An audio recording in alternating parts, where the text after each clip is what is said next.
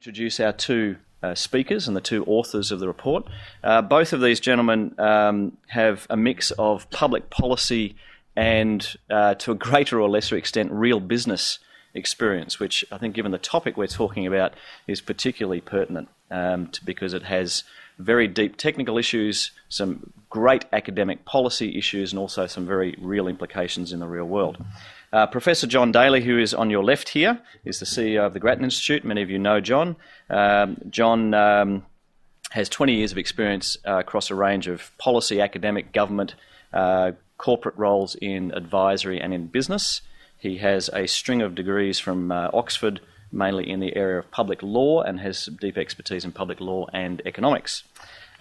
Tristan Edis in the middle there, will be in the middle when I'm on the other side, is a research fellow at the Grattan Institute and has 10 years of experience again across business, advisory, public policy, and most recently was with Ernst & Young's Project Finance Business Advisory Division.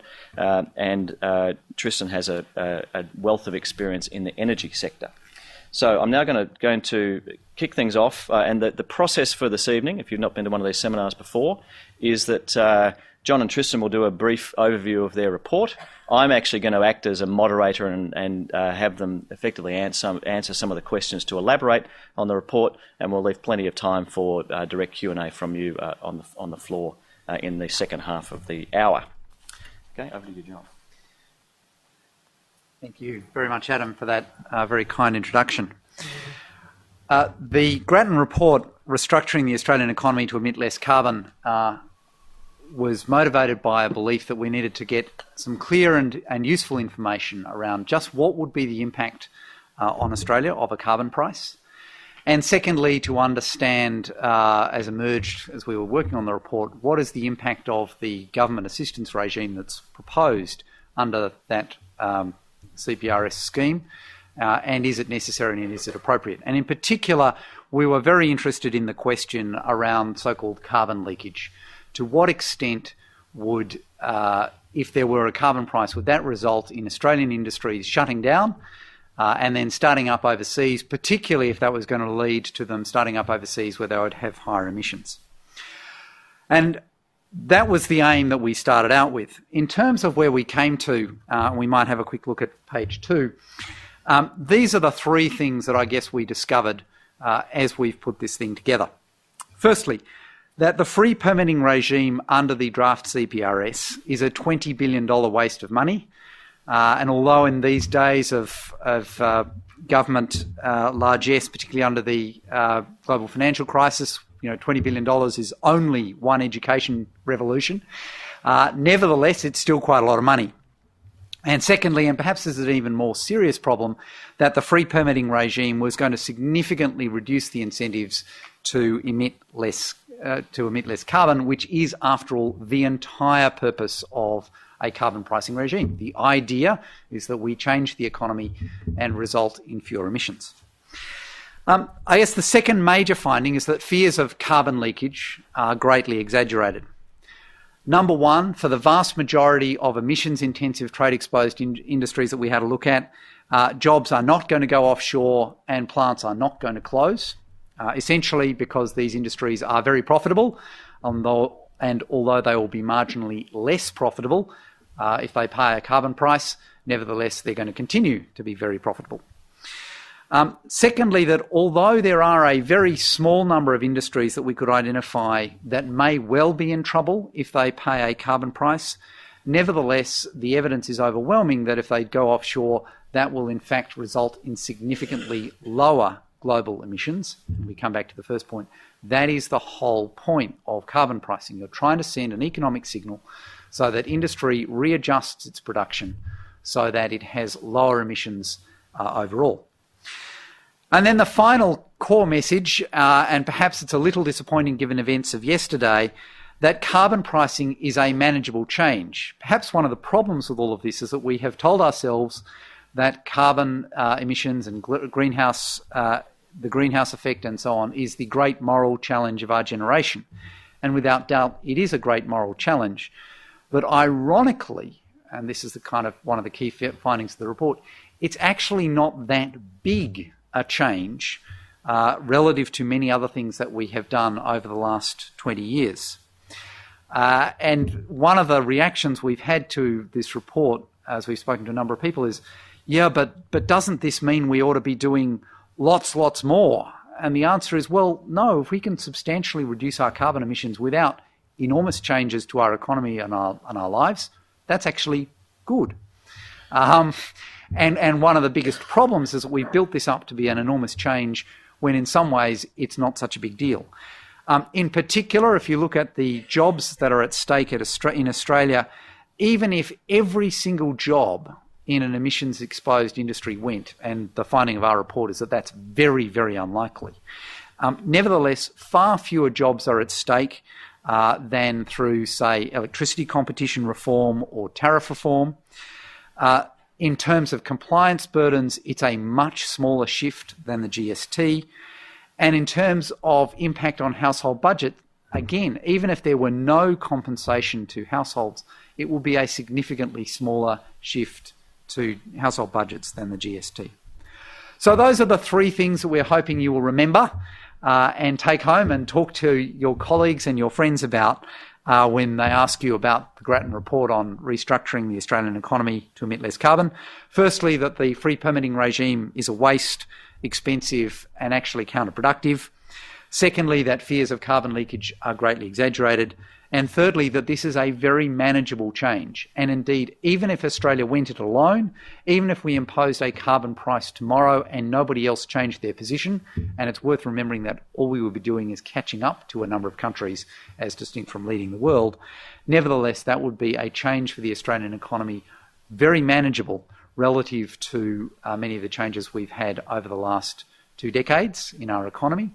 And also, it would be not a bad thing given that Australia is starting a long way behind. We have the highest emissions per capita anywhere in the world, and consequently we've got relatively more change to do than many other countries, and consequently there's a good argument for saying we ought to get started as soon as we can. In terms of what we've actually looked at, we have looked at the industries that emit the most carbon for every dollar of revenue that they produce, and therefore their economics will be most affected. In the darker orange colour here, we've picked out the industries that have the highest emissions for every dollar of revenue that they produce. What we're seeing here is only the first 12% of Australia's GDP. By definition, the remaining 88% has lower carbon emissions, and therefore, by definition, a carbon price of $35 will alter their costs by less than 1.4% of revenue, and for many of them, a great deal less than 1.4% of revenue. And one of the things that I think people struggle with in terms of carbon pricing is that they don't appreciate that, by and large, energy is a relatively small input for many of the things that are produced in our economy. And consequently, even if you increase the price quite substantially, it just doesn't increase the overall cost base by that much. So we focused on the things where energy prices and particularly carbon emissions are relatively significant. As you can see, aluminium refining is a standout in terms of its impact. We've then looked at a number of others. Inevitably, given time, we haven't looked at absolutely everything. In particular, there's a number of basic chemicals processes, non-mineral metallic products, and so on that we haven't looked at. That was by and large because, although they get categorised in this chart as a single thing, in fact they consist of a series of different industries with with different economics, different structures, and so on. But what we can say is that we have dealt with the industries that account for something like 70% of the emissions of emissions-intensive industries, and we suspect that the conclusions we have come to with the industries we have looked at will be relatively similar to the industries we haven't had a chance to look at. Although one of the recommendations we make is that for other industries that think they might be in a radically different category, that the Productivity Commission should be given a brief to have a look at them. So that's the scope of the report. In terms of the overall conclusions, what we've been doing is looking at, and this is what's down the bottom, what's the impact on profitability of these companies, of these industries, if they have to pay a carbon price of $35 a tonne. On the right-hand side are industries whose economics are very severely affected, i.e. they become either unprofitable or very close to unprofitable. On the left-hand side are industries which, although they will become marginally less profitable, will still nevertheless be very comfortable, and we believe there will be minimal impact on their net production. And then on the vertical axis, we've asked, what's the impact on global emissions if those industries move offshore from Australia? As you will see, there is nothing that we could find where greenhouse emissions will substantially deteriorate if the industries move away from Australia. That's not surprising. Australia has amongst the most emissions-intensive electricity production anywhere in the world. Consequently, if things move away from Australia, it's very unlikely that that will result in significantly higher global emissions.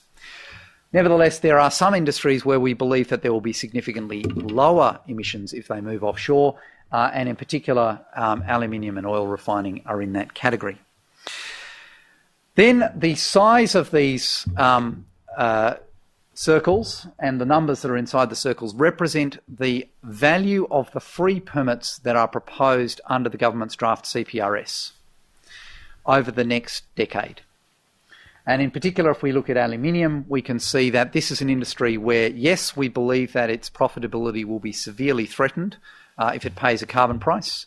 On the other hand, we believe it's very likely that global emissions will reduce as a result. But thirdly, keeping it on shore will cost us in the order of $8.1 billion in free permits over the next 10 years, which is quite a lot of money. And when you work it out at per job in the aluminium industry, it's about $160,000 per job per year to keep that industry on shore. And as job creation schemes go, that's a very expensive way of keeping jobs in Australia. So those are the kind of overall conclusions of the report. And what we're hoping we can now do is move into talking to Adam about a little more of the detail. Thank you. Okay, thank you, John. Well, Tristan, I might direct this to you, the first question to you, which is really just for the benefit of placing us at a starting point. Could you just do 2 minutes, and we'll just keep it to 2 minutes, on the high points of what the current CPRS proposal is, so that we can then talk about the Grattan Institute's recommendations in the context of then what's different?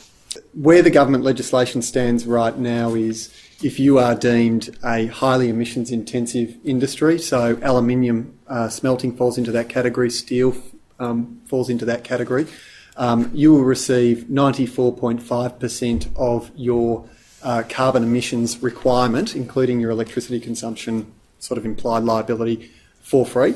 And that then declines over time at a relatively moderate rate to around 84% free permits by 2020. And if you are a moderately emissions-intensive industry, such as, say, oil refining or LNG or coal, coal is a separate category altogether, but for those particular industries, you receive 66% free permits, declining to, I think, something like 53.5% free permits by 2020. So a substantial proportion of your liability is essentially taken care of through provision of free permits. Okay, great. Well, we'll come back to that in a second.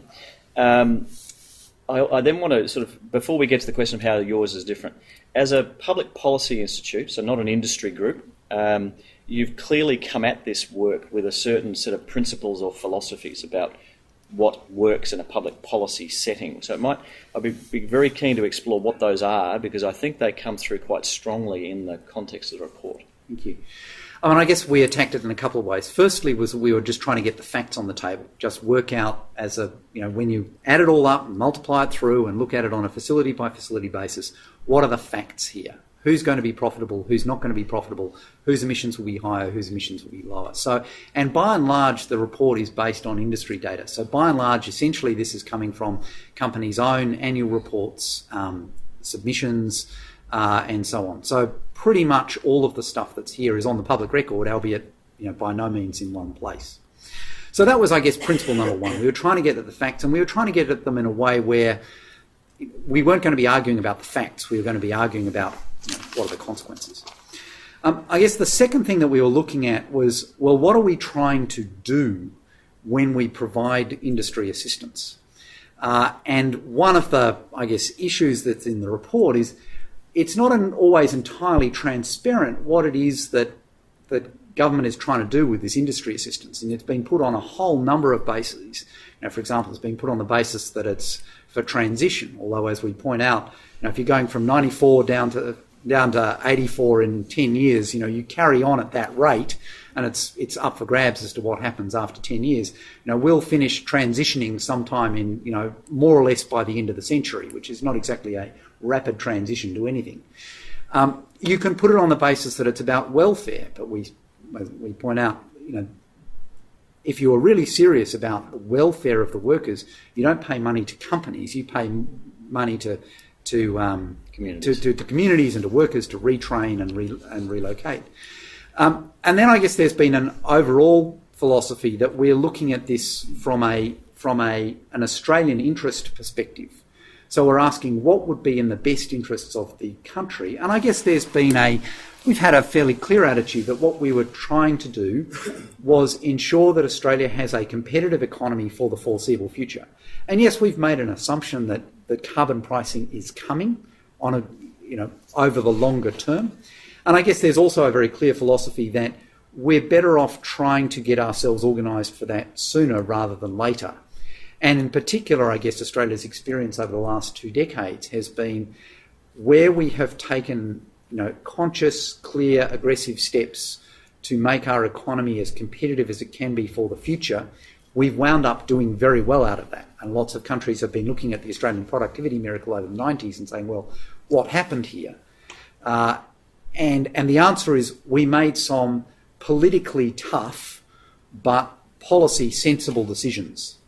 And none of that was pleasant at the time, and certainly none of it was politically easy at the time, but it very much set us up as a country. And therefore, the way that we've attacked the report is to ask not what's going to be politically easy here. Yep. We've asked what will be in the best interests of the country over the long term. Okay, so you've more or less said that the CPRS as currently proposed, first of all, won't actually result in lower emissions because of the so-called transitional arrangements will encourage the emitters to keep emitting. I suppose it's not that we so much said that it would not reduce emissions so much as it wouldn't do it in the most efficient way possible. Fair enough. I'm sorry, I'm not trying to do a Herald sort of headline here, but the second argument you're making is that as a means of supporting industry and supporting the Australian economy through that transition, the free permits is actually the wrong mechanism by which to do that.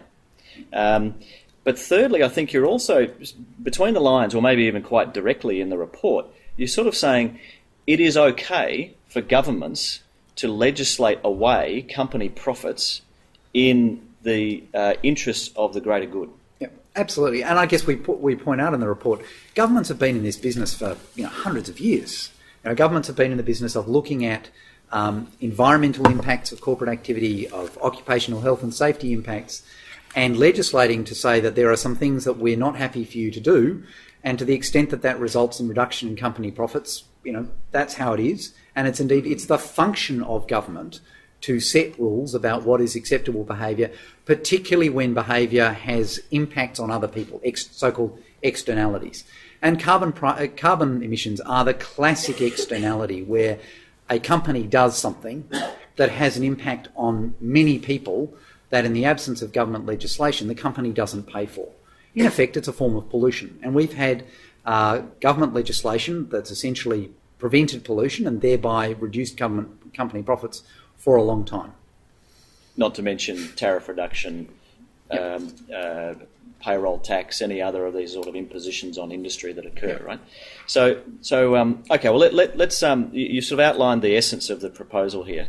Let's dive into each of these industries because, I suppose just one thing is, I think once we set it all up, we said there's one clear area where this is a problem, and I think that's sort of Ross Garneau picked up on this in his report as a sort of terrible problem, although they weren't the precise words, which is there's no point doing this if industry shuts down in Australia, we lose jobs, economic activity, moves overseas, and emissions become worse. Yep. And that is clearly a perverse outcome that we would want to prevent from happening, and therefore some kind of measure of assistance from government would make complete policy sense. And which in theory, of course, gets solved, Ross's problem and everybody else's get solved if all of the countries in the world sign up to these agreements at the same time, under the same conditions, and some miracle happens to do that. But of course, in the interim, you then have to go for putting a stake in the ground and preventing leakage, as you put it, right? Yep. Okay. All right. Well, let's sort of now dive into a bit of the detail, because as you pointed out, there are winners and losers in a sense in your report from this, and we might start with what you've labelled as the high emissions intensive industries that remain competitive. And in this, let's just sort of do a couple of minutes on what are the situations in each of these industries, and why did you reach the conclusion? So we'll start with alumina as being an industry that effectively needs no additional support. Yeah. So if we can have a look at slide 7, and because I guess this is a good illustration of the methodology that underlies a lot of this report. Some people in this audience are probably very familiar with this kind of analysis, some people less familiar. For those who've spent their lives in management consulting to industry, this is a cost curve that's kind of bread and butter, but it's not the kind of analysis that everybody does. What you do with this kind of analysis is that you take all of the facilities that are involved in a particular industry, and in this case, this is the alumina industry, so this is the business of taking raw bauxite and turning it into aluminium oxide. Note that it's very different from aluminium smelting, which is the business of taking aluminium oxide and turning it into aluminium metal, which is a completely different industry that we'll talk about later. But this is alumina smelting, so alumina refining. Bauxite to aluminium oxide. You take the world's facilities and you put them in order. You take the ones that are most expensive and put them on the right-hand side. You take the ones that are least expensive to operate and you put them on the left-hand side. And the width is proportionate to the production of the facility, so how much it produces. And on the vertical axis, you've got how much it costs each facility to produce a ton of alumina.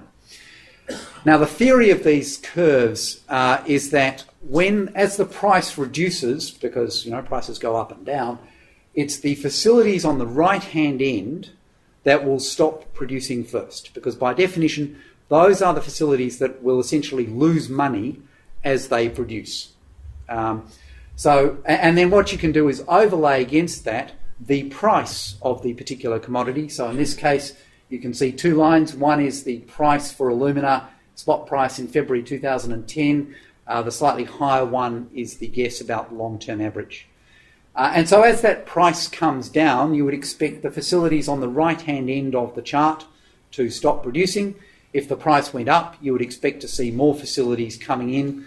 And at least as a matter of economic theory, supply and demand meet at the kind of right-hand end of these kind of curves. Then what we've done is overlaid on that in the orange the Australian facilities. As you can see, by and large, Australian alumina production facilities are in the kind of bottom third of production facilities worldwide. And then in the intermediate orange colour, we've got the impact of a carbon price. And so if you, for example, take the Kwinana facility, thank you, and you increase its costs by carbon costs, it'll effectively move up the curve a little bit, but as you can see, not by all that much. And so one of the things that this enables you to do is to see, well, if we have a carbon price, how much do the Australian facilities move up the curve? And what you can see just by eyeballing it is that by and large they move up a bit, but not that much. And the implication is they will remain very profitable facilities and in production, even if the world price for alumina drops very substantially. And the one big exception to that would be the Gove facility, which is relatively high cost because it's a long way from anywhere and it is powered by oil, literally oil being shipped in and burnt, which also means that it's got relatively high emissions. Okay, before we leave this chart, so you've raised one point about Gove, of course, which all of the analysis is done at an industry level, and of course there's going to be relative winners and losers at a facility level in here, in all of these situations. So we may want to come back to that at some point.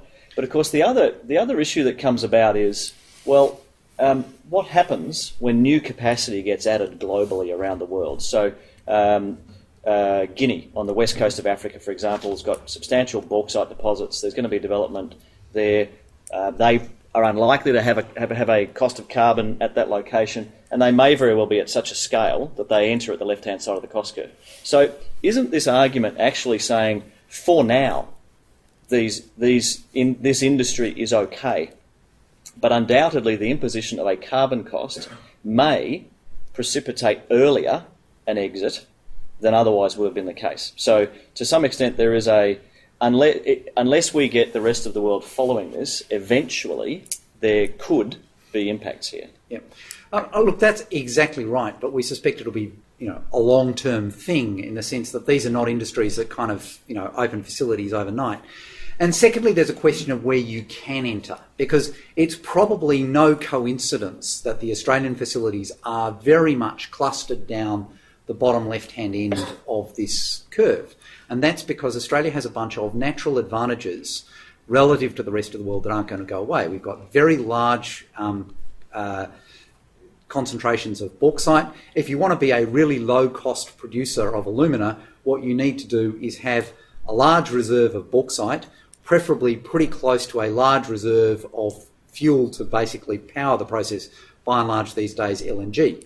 Now, there's only so many places in the world that have got really large reserves of bauxite with lots of LNG nearby. And by the way, you probably also... Gas, John. Sorry, gas, more accurately.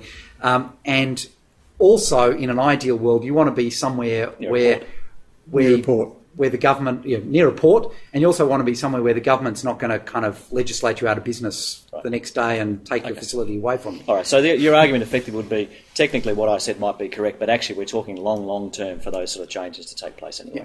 Okay. All right. Very good. Okay, should we move on to LNG just quickly? And I guess we're going to do... We don't necessarily need to go through each of these because it's in a report. So maybe if there's anything in particular to talk about LNG, let's do that. Otherwise, we'll move on. Well, why don't we talk about LNG very briefly? LNG is a slightly different game in the sense that the question here is not about existing LNG facilities. The question is about, will Australia develop new LNG facilities? And one of the kind of intriguing things that comes out of this report is, the scale of the LNG industry that's proposed for Australia is enormous. I mean, we're talking about an industry that would single-handedly add, percentages to Australia's GDP. And therefore, making sure we don't mess it up is a substantial, thing that we ought to worry about. And ironically, it's actually driven by carbon pricing. One of the things that's driving the world growth in LNG is precisely that people want to shut down their coal-fired power stations and replace them with gas-fired power stations which have substantially lower emissions. The way we've thought about this is, what is the price that you need for LNG to justify investing in a facility? And by definition, that means that you're expecting a return on capital, and we've assumed a 12% return on capital, which is the kind of return that you expect for long-term facilities. And you can doubtless get slightly different answers if you pick a different whack, but that's a reasonable assumption. It's one that the industry, by and large, is happy to use. And we've asked, what price of LNG do you need to get a 12% return, and then how does that price change if you are paying a carbon price of $35 a tonne? So if we take Queensland Curtis on the left-hand end, roughly speaking, that needs about a $7.30 price for LNG in order to get a 12% return on capital. If you impose a carbon price on it, it needs about $7.45. So yes, it changes, but not by very much. And then you have to ask, well, where are world LNG prices? Well, the answer is, if you look at recent Woodside and Santos presentations, they're all saying, we expect that long-term LNG prices, assuming that world oil prices stay at around $80 a barrel, long-term LNG prices are going to be around $13.30 Australian per NBTU, which is the units that are used for LNG. That means that prices have to reduce an awful lot before anybody stops worrying about these things. And secondly, that in the scheme of things, a carbon price is not going to be the thing that stops you producing an LNG facility. So setting up an LNG facility. If you thought, for example, that oil prices were going to crash, well, bets might well be off. If you think that the cost of setting up a facility is going to inflate by 25%, well, that is a big swing factor in your consideration. But the reality is that a carbon price is not going to be what tips you into either setting up or not setting up an LNG facility.